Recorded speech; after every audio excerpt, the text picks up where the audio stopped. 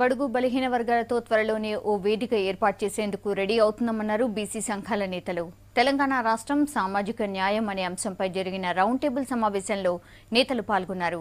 బీసీలో ఐక్యత లేకపోవడం వల్లే వెనుకబడుతున్నామన్నారు నేతలు.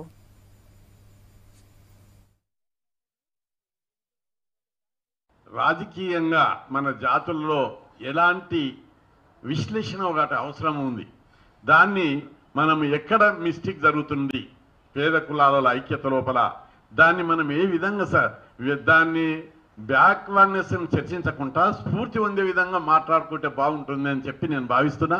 పేద కులాల లోపల మన ఉద్యమాన్ని ఒక ఫోర్కాస్ట్ విజనరీగానే తీసుకొచ్చాము. ఎక్కడ కూడా ఉద్యమం లోపల ఎందుకంటే ఇతర రాష్ట్రాల్లో జరిగినటువంటి ఉద్యమాలను మన రాష్ట్రంలో జరిగినటువంటి ఉద్యమాలకు ఒక తేడా ఉంది. ఉత్తరప్రదేశ్ లోపల రాజ్యాధికారంకు అక్కడ కులాలు రావడానికి బీసీలు లేదా దళితులు రావడానికి కారణం ఒక కులము బలంగా 20% మీద ఉన్నాయి ఒక్కొక్క కులాలు. బడుగు వర్గాల్లో ఆత్మవిశ్వాసాన్ని పెంపొందించడమే కాకుండా ప్రజాస్వామ్య పాలకుల కళ్ళు తెరిపించి హక్కులు సాధించుకోవడానికి ఉద్యమం మొదలు పెట్టడం ఒకటైతే, ఆ మొదలుపెట్టిన సందర్భంలో నేను వారితో కలిసి మాట్లాడడం ఆ మొదటి రోజుల్లో నేను ఒక చాలా అదృష్టవంతుడిగా భావిస్తున్నాను. ఈనాటి రాజకీయాల్లో సంక్షేమాన్ని ఎరపెట్టి పోటీపడి రాజకీయ పార్టీలు అధికారంలోకి రావడానికి చేసే ఎత్తుగడలను మనం అర్థం చేసుకోకపోతే మనకు భవిష్యత్తు లేదని విషయాన్ని నేను తెలియజేస్తాను. ఎన్నికల హామీలు, ఎన్నికల తర్వాత కార్యక్రమాలు, హామీలు మర్చారని, హామీలు తుంగలో తొక్కారని, హామీలు అమలుపరిచిన వాళ్ళను గొప్పలుగా చిత్రీకరించడం కూడా న్యాయసమ్మతం కాదు అనే విషయాన్ని మనం అర్థం చేసుకోవాల్సిన అవసరం.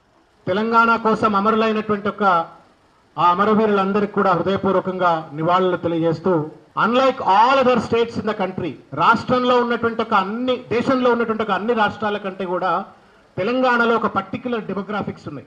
90% ఆఫ్ పాపులేషన్ బీసీలు, ఎస్సీలు, ఎస్టీలు ఉన్న రాష్ట్రం 29 రాష్ట్రాలు ఉన్నటువంటి ఒక భారతదేశంలో ఎక్కడా లేదు, కేవలం తెలంగాణలో మాత్రమే ఉంది.